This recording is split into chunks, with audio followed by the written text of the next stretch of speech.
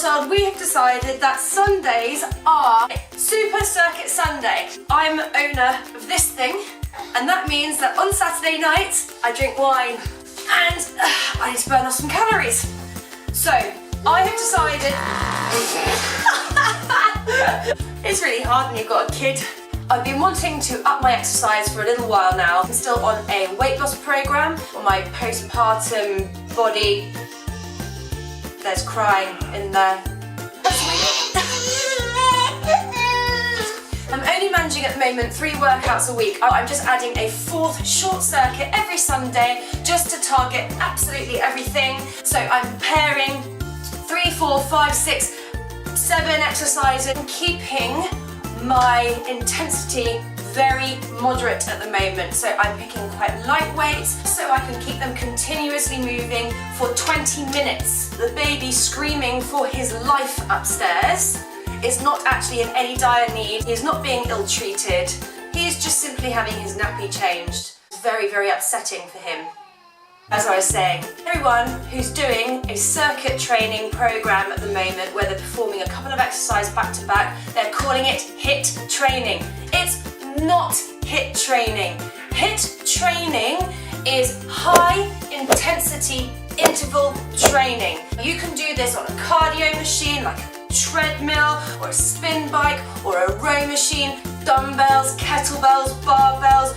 The idea with HIIT training is that you feel like you are dying. That's the reason why they're such short programs. A good HIIT interval training session should be no longer, in my opinion, than about 12 minutes long. And at the end of 12 minutes, you should have felt like you have travelled into the 7th circle of hell and come out again. This is not just any old circuit training. So we understood. Super Circuit Sunday is not HIIT training, it is circuit training. Perform your exercise correctly with good form, making sure that you're using all the muscles that you want to be using. So for example, if you're squatting, you're using your glutes, you're using your quads, you're using your hamstrings, you're using your core, not just flapping up and down because you're exhausted and you can't perform the exercise correctly. That being said, my husband has prepared the session.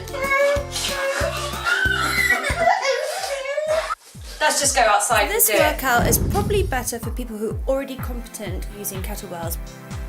We're starting off with a squablet. I nearly edited that out. Squablet. No. We're starting off with a goblet hold, partial squat to reverse lunges. We're doing this alternating. You want to make sure that you're keeping your knee in line with your toes, not over your toes, and you're trying best to drive your weight into your heel of the front foot. After 12 reps, you're then going to go straight into a single arm clean and then a clean to press. I'm going to go into your partial windmill. The reason why it's a partial windmill is because I'm not reaching all the way down to the floor. I'm taking the opportunity just to get used to the movement again and build up some strength in my obliques.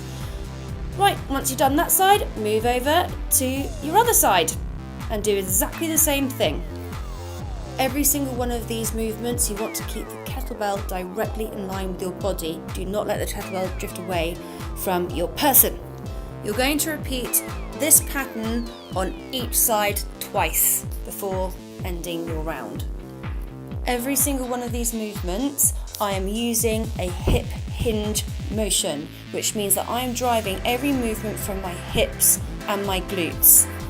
I want you to look at the clean as being your core base movement until you're nice and steady at the top of your clean with your elbow tucked in, kettlebell under your chin and your hips straight, glutes locked. You're not to push the bell above your head. Take as little rest as possible, just enough to catch your breath and then start again. Remember, this is a 20-minute continuous workout. Keep the bell at chest height and tuck your elbows into your side. Rest the weight actually on your chest, don't hold it up with your arms. A good tip for when you're cleaning and pressing with a kettlebell is to keep your hand open and tuck your elbow into your side as you drive the weight up. That way, the bell can actually maneuver in your hand and slide in your hand rather than crash down on top of you. It is very important during the windmill that you keep the bell directly above you and you allow your shoulder to rotate around as you reach down with your other arm. Hinge your hips back as far as you can and feel a good stretch on those hamstrings as you reach back and around. Leave me a comment below if you would like to have a tutorial breaking down the windmill. I'd be only too happy to do this for you because it is awesome for your waist. Tighter glutes mean nipped in waist.